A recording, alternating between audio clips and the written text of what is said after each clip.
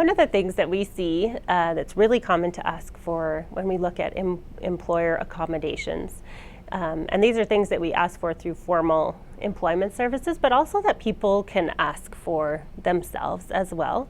The biggest one, I would say, is looking at modifying your work hours. And that doesn't necessarily mean working less hours, but working different hours. Coming in later to work, maybe working at 9, working 9 to 5 instead of 8 to 4, or working part-time hours in the afternoons or in the mornings only, working an extra day, even though it's a 0.6 position, working, say, 4 days a week instead of 3 days a week.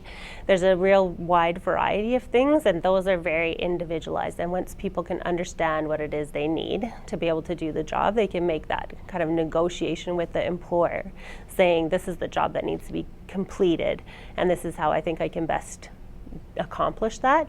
And most employers are more worried about getting the job completed, and so they're fine with the modification of the work hours. So that's kind of a really big accommodation and most successful.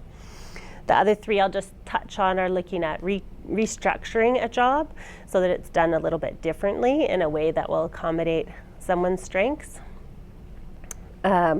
Modifying the environment in which that job happens.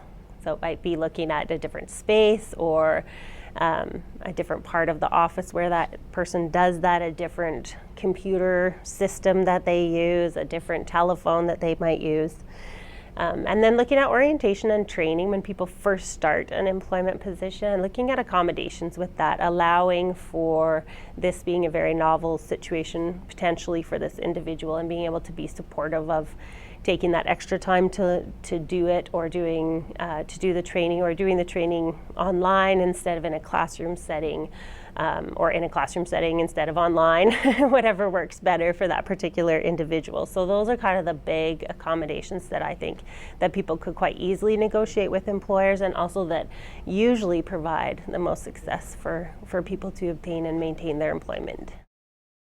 I know that once we worked with an individual who was an architect, and he worked in a private firm, and one of the things that they were very accommodating with was his request to, instead of work on multiple projects at all different stages, was if he could just work on one project and concentrate on one thing at a time.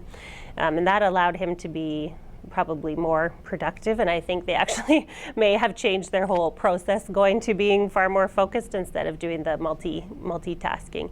But that was a relatively simple accommodation that allowed that person to be quite successful and still maintain his employment position and be a valued employee.